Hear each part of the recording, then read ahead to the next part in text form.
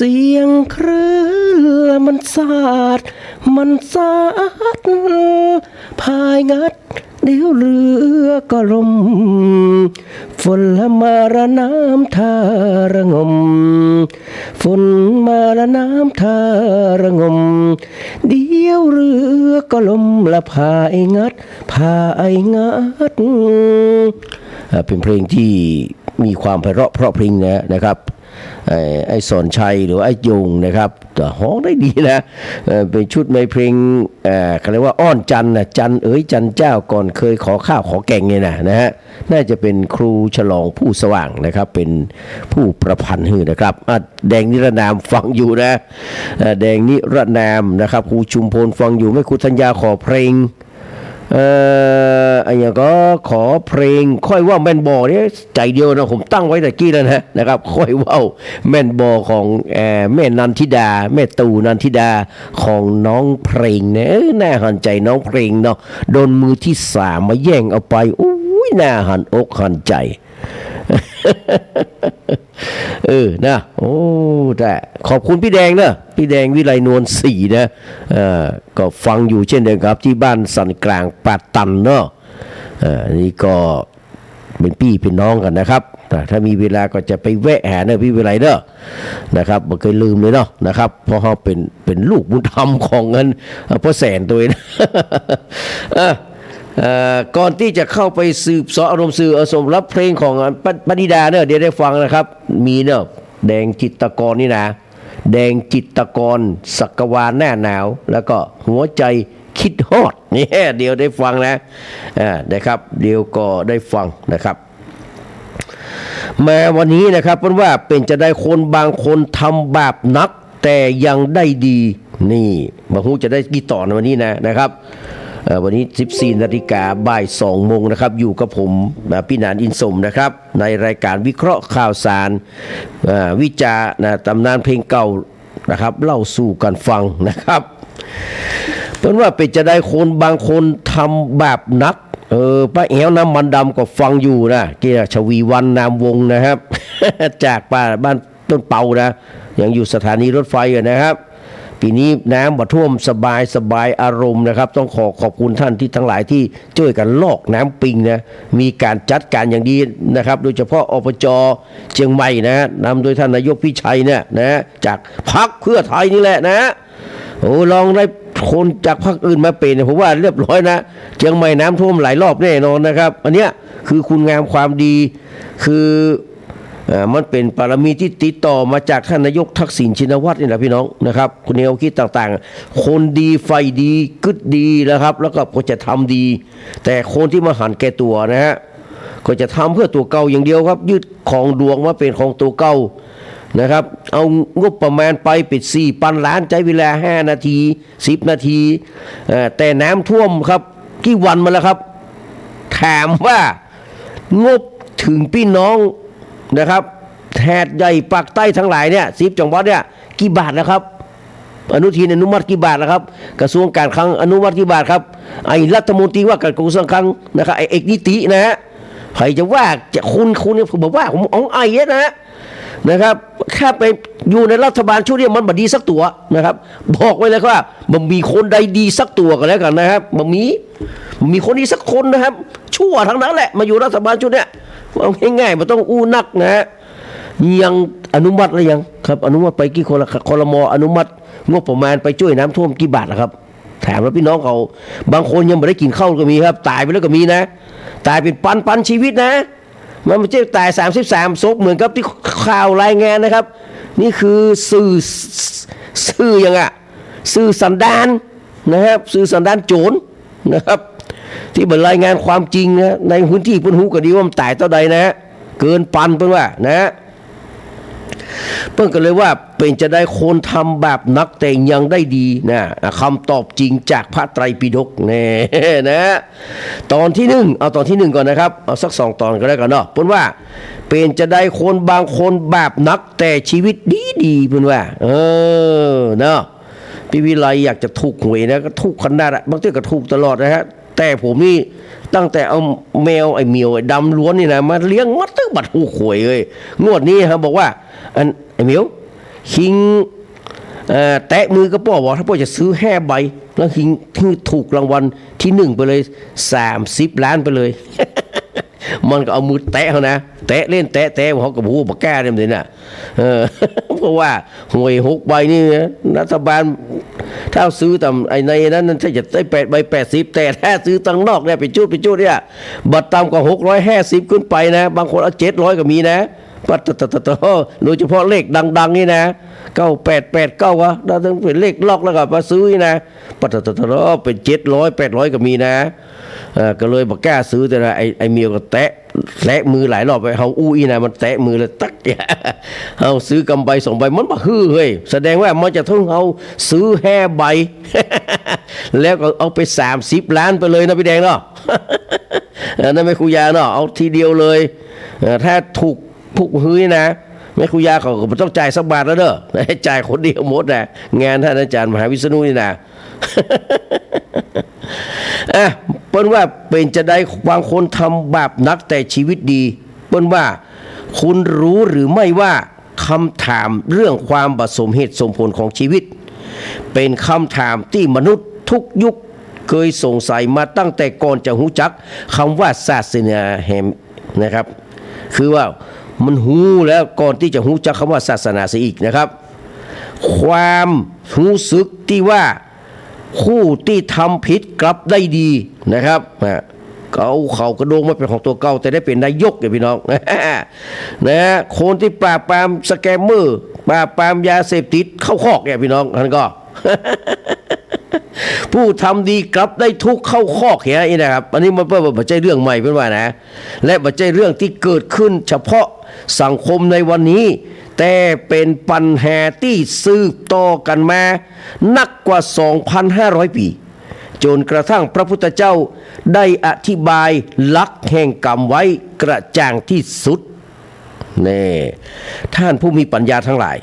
ก่อนจะอธิบายว่าเหตุใดผู้ทำบาปบางตนเนี่ยเป็นใจคำว่าบางตนนะคนที่ทำบาปนี่มันใจโคนแน่ๆมันเป็นตนมันเป็นยักษ์เป็นมารเป็นผีเป็นเปรตเป็นสางเป็นอย่างว่าเป็นห้องพระตนนะเป็นจะได้บางตนยังมีความสุขที่อยู่เขากระดงนะครับเป็นปากยื่นบัญชาการทุกเรื่องทุกราวนะขอให้พิจารณาความจริงข้อหนึ่งก่อนพระพุทธเจ้าตรัสว่ากรรมฮื้อผลต่างเวลากันนี่คือหัวใจของหลักกรรมตึงมดพี่น้องนะครับนี่คือหัวใจของหลักกรรมตึงมดนะกรรมบางอย่าง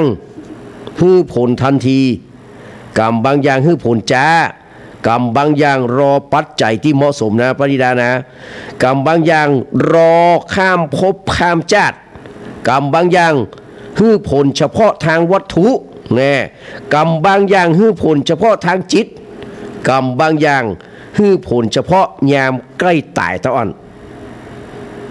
อย่างเพราะกรรมมันมีหลายชั้นผลของกรรมมันจึงบักเกิดขึ้นพร้อมกันสัตว์โลกดูเหมือนว่านะครับสัตว์โลกก็จึงดูเหมือนว่าคนทำบาปบางตนนะครับอย่างไอ้เขากระโดงเนี่ยพี่น้องได้ดีทั้งที่แท้จริงแล้วกำลังถูกผลบุญเก่าคุ้มครองอยู่เต้าอั้นบัจจัยเพราะบาปมันหายไปเพราะมีคนมาเสกมาเป่ามีคนมาอุ้มนะบัจจัยเพราะกรรมทำงานผิดและบัจจัยเพราะความยุติธรรมมันบ่มีในโลก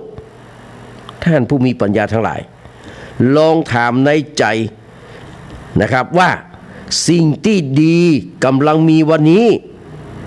เป็นผลของความดีในปัจจุบันหรือว่าผลของบุญเก่าที่ทำมาแต่ก่อนและสิ่งเลวร้ายที่เกิดขึ้นในวันนี้เป็นผลของบาปใหม่หรือว่าเป็นของกรรมเก่าที่ปิกมาให้ผลเพื่อให้หันความจริงอย่างบักคลาดเคลื่อนพี่น้องเรามาดูตัวอย่างจากพระไตรปิฎกเอาเรื่องแรกนะครับผู้มีบุญเก่าแต่ประพฤติผิดในปัจจุบันในพระสูตรหมวดกรรมพระพุทธเจ้าตรัสว่าสัตว์บางตนนะครับบางตัวในอดีตมีศรัทธาแรงเคยฮื้อตานเคยช่วยเหลือผู้ตกทุกข์เคยรักษาศีลเคยเจริญเมตตาภาวนาเคยบูชาคนที่ควรบูชาผลบุญเหล่านั้น มันมีพลังนักส่งผลให้นะครับมาเกิดในภพใหม่ด้วยฐานะที่ดีชีวิตมั่นคงมีโภคทรัพย์มีคนอุปถัมภ์มีรูปงามหรือว่ามีชื่อเสียงแต่เมื่อเกิดในภพใหม่จิตกับเสื่อมลงประพฤติผิดทำให้คนอื่นเดือดร้อนก่อบาปนักแต่ผลบุญเก่าที่สะสมไว้มันยังมีนักอยู่ก็ยังคงจะคุ้มครองภายนอกอยู่พระพุทธเจ้าตรัสว่าบุญย่อมรักษาผู้มีบุญแม้จะมีบาปใหม่มาตัวมา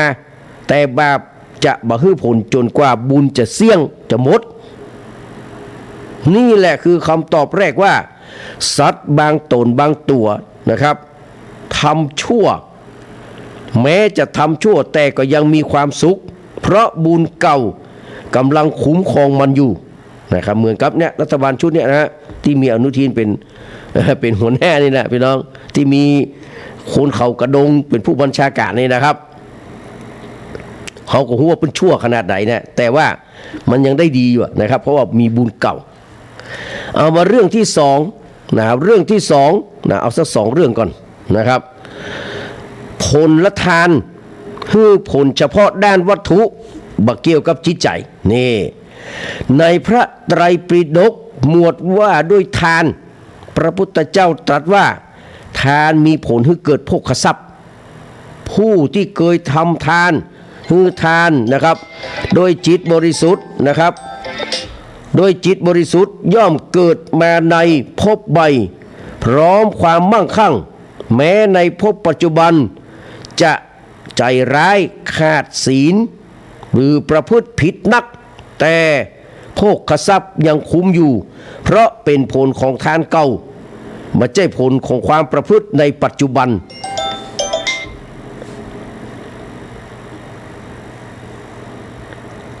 ดังนั้นสิ่งที่หันว่าโชคดีอาจไม่ใช่ความดีของวันนี้คือผลทานที่ทำไว้แต่การก่อนนะครับลองถามในใจหมู่เฮาท่านทั้งหลายเนี่ยในฐานะสัตว์โลกคนหนึ่งนะครับสร้างวันนี้หรือว่ามาสร้างจากอดีตชาติความเจริญในทรัพย์มาจากนิสัยในปัจจุบันหรือว่าผลของบุญเก่าที่ส่งผลเฉพาะด้านนะครับที่ส่งเฉพาะด้านนี่คือนะครับสิ่งที่สัตว์โลกจำนวนมากยังบ่ฮู้แล้วก็เลยสงสัยกรรมอย่างบ่จำเป็นนะครับอันนี้ก็เดี๋ยวเขาก็มาอู้เรื่องที่3ต่อไปนะครับเดี๋ยวฟังเพลงเนอะเพราะมีคนโทรมานะครับเดี๋ยวจะได้โทรหาปิ๊กครับเพื่อนกรรมก่อนอ้าวสายันสัญญาคนดำหน้าฮักนันทิดาแก้วบัวสายนะครับนันทิดาแก้วบัวสายนะครับนันทิดาแก้วบัวสายค่อยว่าวแม่นบอแล้วก็เดี๋ยวก็ซ้อหาเนอะเอาแดงจิตรกรเนาะเอาแดงจิตรกรก่อนแดงจิตรกรแดงจิตรกรนะครับหัวสักวาหน้าหนาวเนาะแล้วก็หัวใจคิดฮอดเปิดท้ายด้วยพวกใครพวกมันครับโอภาสนะครับฟ้าคุ้มครองโอ้ฟังสัก4 เพลง 5 เพลงเดียวมาปะกันนะครับ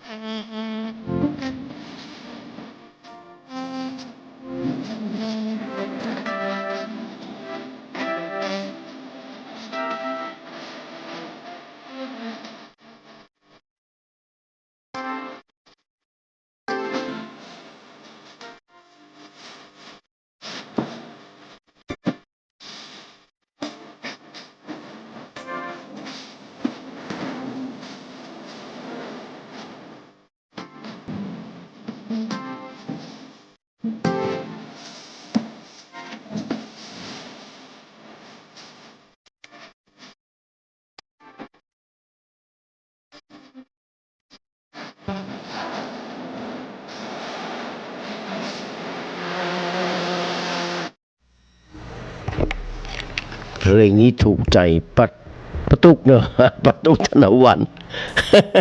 พวกใครก็พวกมันเนาะมันเป็นจะอี้นะครับความจริงแล้วพวกใครพวกมันก็เป็นพวกคนไทยเหมือนกันหมดแต่ว่าเป็นความลำเอียงเป็นอคตินะครับที่เกิดจากจิตจากใจของคนบางกลุ่มคนบางคนเนาะนะครับเขาเรียกว่าหันกงจักเป็นดอกบัวนะครับขอบคุณทุกเสียงทุกสายเด้อนะครับที่ติดตามรับฟังรายการป้าจันฟองดารีนี่ตอนนี้ขายส้มแล้วครับส้มนี่หนาวแล้วหวานแน่นอนเนาะน้ำมันหยัดแกกสีมันสดใสแล้วนะครับโดยเฉพาะส้มมาจากเมืองฝางนี่นะส้มธนาธรสายน้ำผึ้งนี่นะครับลำแล้วตอนนี้นะครับเพราะว่ามันหนาวแล้วถ้าบัดหนาวแบบพฤศจิกาธันวามกรากุมภานี่มันจะมาลำนะเพราะฉะนั้นส้มนี่ขนาดลำแล้วครับลำแล้วเนอะไปอุดหนุนก็ได้ที่ร้านแม่จันฟองหรือป้าจันฟองดารีนะครับตรงข้ามกับ AIA นะครับAIA เนาะที่เลยหงยาสวนปรุงมานิดหนึ่งเราไม่ต้องแวะสวนปรุงนะครับแต่มาแวะที่ร้านของป้าจันฟองดารีนะครับแวะตรงนี้นะครับก็ได้ฟังเพลงไปได้ยาวเลยช่วงนี้นะครับก็เพลงของสายันสัญญารักคนดำน่ารักคนดำน่ารักนี่ประมาณปี2523นะ24นี่นะฮะก็คงจะหมายถึงตู่นันทิดานะครับมี เขาเรียกว่ามีผิวคล้ำนะครับผิวสีบัตตันดิบทุกเจ้าให้หายนะแต่บ่ฮู้นะครับแล้วก็มาดูครับสืบเสาะอารมณ์สื่อจากหนังสือพิมพ์ข่าวสดพี่น้องนะครับเพิ่นว่ารัฐบาลประกาศสถานการณ์ฉุกเฉินบรรเทาเหตุการณ์น้ำท่วมภาคใต้ครั้งรุนแรงที่สุดคนหาดใหญ่สงขลานะครับกับแห่ง9จังหวัดนะครับยืนยันในช่วงอายุปู่ย่าตายายตั้งแต่เกิดมานี่นะบ่เคยประสบอุทกภัยอย่างนักหนาสาหัสขนาดนี้นะครับเนี่ยมันจะเริ่มแห้งไปเรื่อยๆนะครับขณะนี้รัฐบาลมีหน้าที่นะครับมีหน้าที่บุยนะบุยไปหาส่วนท้องถิ่นแล้วตอนนี้นะนายกเทศบาลเมืองหาดใหญ่พงกานายกประจำใกล้ๆพงกานะครับแล้วเจ้าหน้าที่ทั้งหลายท้องถิ่นเนี่ยเริ่มแล้วครับนี่คือเริ่มโยนบาปหิวเปื้อนละนะครับทั้งที่ตัวเก่าเนี่ยจะต้องรับผิดชอบโดยที่ไม่ต้องไปโยนให้ไผ่แอนอกฮับสักเตื้ออนุทินเฮ้ยคิงจะได้เป็นป้นใจเต็มตัวคิงไม่ต้องได้เอากระโปรงมาใส่ว่ะว่านะครับศูนย์ปฏิบัติการน้ำอัจฉริยะกรมชลประทานประสานเสียงสำนักงานทรัพยากรน้ำแห่งชาติพี่น้องคือสทนชนะบอกว่าน้ำท่วมใต้เที่ยวนี้เกิดจากนี่แหละเอาละพี่น้องเกิดจากฝน300 ปีเขาฟังแล้วเขาก็นึกถึงผู้ว่ากทมยุคหนึ่งพี่น้องบอกว่าไผ่ไอ้มอมนะพี่น้องบอกว่าน้ำท่วมกรุงเทพเพราะฝน1,000 ปีเพื่อขอความเห็นใจและลดเสียงด่าพี่น้อง ตลกพี่น้องนะมันสารเนได้ทุกเรื่องพี่น้องนะครับอนุทินชาญวีรกุลและครม.ทั้งคณะนะครับโดนวิพากษ์วิจารณ์อย่างหนักหน่วงที่สุดนับแต่เป็นรัฐบาลบริหารจัดการล่าช้าช่วยเหลือประชาชนมันมีเป้าหมายนะครับแล้วก็บ่ทั่วถึงตัวครับไผบอกดีครับผมเหมาะสมครับนายยอดเยี่ยมครับท่านนะครับแสดงว่ามันผู้นั้นไม่จริงใจ แต่มันบอกว่าอีกนะดีครับผมเหมาะสมครับนายฉิบหายแล้วครับท่าน ฉิบหายแล้วอนุทินฉิบหายแล้วพลเอกสเอกสจะได้เป็นนายกกลัวจะได้ตามจูนเจิมไปก่อนเลยเฮ้ยนะครับดังนั้นวิสัยทัศน์ผู้บริหารโดนน้ำท่วมถล่มเละรัฐบาลหนูนะครับสมอุ้มนะครับส้มอุ้มสมนะครับว่าส้มอุ้มสมสอสเนี่ยส้มอุ้มสมเข้ามามีอำนาจ สั้นๆ4 เดือนพร้อมโปรโมชั่นเก้าอี้รัฐมนตรีว่างบานเบอะบ่ต้องนับรวม143 เสียงของพรรคประชาชนคือเปลืองโควต้าพรรครัฐบาลทั้งพรรคหลักและพรรคร่วมเลยส่งคนสนองเลือกตั้งนะครับนั่งรัฐมนตรีแทนที่ควรจะเป็นคนที่มีความหูความสามารถก็แน่นอนครับเพราะมันต่างตอบแทนเนี่ยชั่วขนาดไหนก็ต้องฮ้องเพลงสายันสัญญาอย่างเดียวเพลงอย่างครับมี2 เพลงที่จะฮ้องนะคือถึงชั่วก็รัก2ยินดีรับเดน 2 เพลงนี้ครับ 2 เพลงเพิ่นว่าสาเหตุที่ฉุดรั้งรัฐบาลหนู2 เดือนกว่าๆนะครับโหมโยกย้ายข้าราชการระดับสูงแบบบสนวาระฤดูกาลรวมแล้วนับหลายร้อยตำแหน่งลักๆเกี่ยวข้องกับน้ำท่วมรอบนี้นะครับคุณรัฐศาสตร์ชิดชูนี่แก้หักเท่าจวนผู้ว่านี่สงขลาเนี่ยเมื่อกลางเดือนพฤศจิกาครับตรวจตำบลอำเภอยังบ่ครบก็โดนน้ำท่วมถล่มนะคนเก่งๆอย่างดนุชาพิทยาพันธ์ก็จะโอนมาจากเลขาที่การสภาพัฒน์มานั่งเลขาที่การสทนชนะ19 สิงหาบริหารทรัพยากรน้ำกำลังไปด้วยดี4 พฤศจิกาไอ้หนูนะครับสั่งโยกปิกมาเป็นเลขาสภาพัฒน์เหมือนเก่าตอนนี้อยู่ระหว่างรอโปรดเกล้าเป็นทางการโดยเหตุประกาศชนีโดยเหตุประกาศชนีนะการบริการจัดเรื่องน้ำท่วมสงขลาเลยมันก็เลยรันทดหดหูอย่างที่หันเพราะว่ามันพิษฝาพิษตัวไปหมดพี่น้องนะเอาคนที่เปิ้นเชี่ยวชาญหรือว่าเพิ่นกำลังจะเข้าตี้เข้าตางย้ายนะเข้าตี้เข้าตางย้ายมันเป็นจะอี้พี่น้องนะครับ อันนี้ก็เป็นแห่งเรื่องหนึ่งนะครับก็ฟังกันไปเลยกันเนอะพี่น้องทั้งหลายนะครับก็นี่เป็นเรื่องของคุณรัฐบาลอนุทินนะครับรัฐบาลอนุเทา รัฐบาลอนุทินรัฐบาลอนุเทานะครับนะหรือว่ารัฐบาลเนเทานะ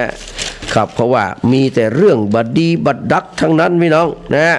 แล้วก็ไปพอมีเรื่องของเนี่ยกกต2 กกตใหม่นี่นะครับ2 กกตใหม่นะครับที่กำลังเป็นปัญหาอย่างเงี้ยครับดังนั้นกลุ่มสำรองสมาชิกวุฒิสภาหรือว่าสวก็เข้ายื่นหนังสือถึงเลขาธิการวุฒิสภาครับเลขาธิการวุฒิสภานี่เป็นข้าราชการประจำนะครับเพื่อขอทบทวนการเลือกประธานกรรมการการเลือกตั้งหรือว่ากกตคนใหม่ที่ผ่านไปเมื่อวันที่18 พฤศจิกายนเนี่ยครับ8 พยหรือว่าพฤศจิกายน2568ที่ผ่านมานะโดยให้เหตุผลว่าเนื่องจากสองกกตใหม่ที่ผ่านความเห็นชอบจากวุฒิสภาที่ประชุมวุฒิสภานะครับไปแล้วนั้นยังไม่ได้รับการ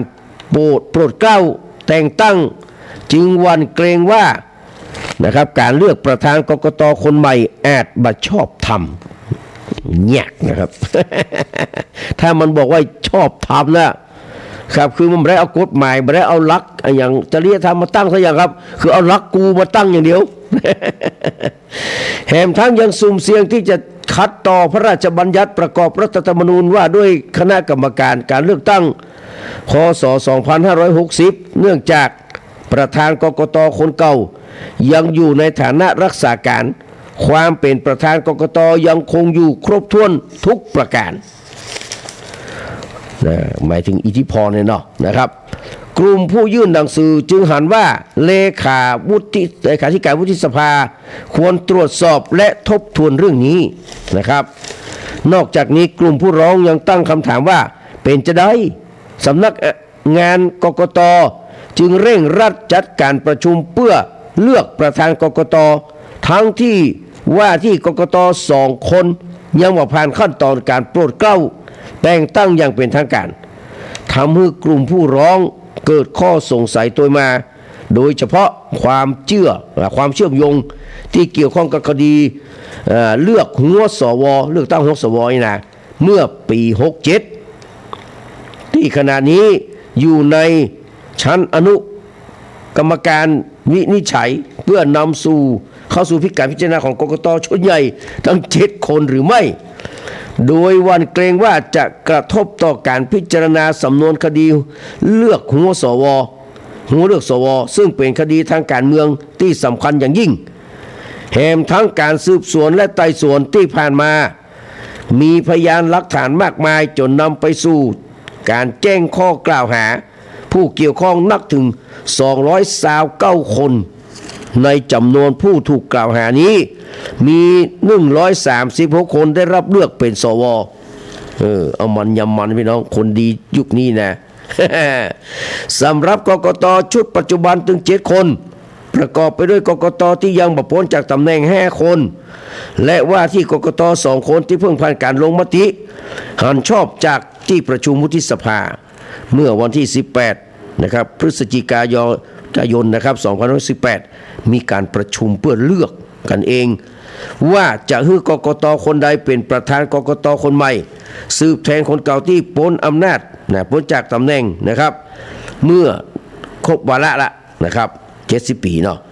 ผลปรากฏว่าได้กกต.ที่อยู่ในกลุ่มที่ยังบ่พ้นจากตำแหน่งขึ้นเป็นประธานกกต.และจากการตรวจสอบย้อนหลังพบว่า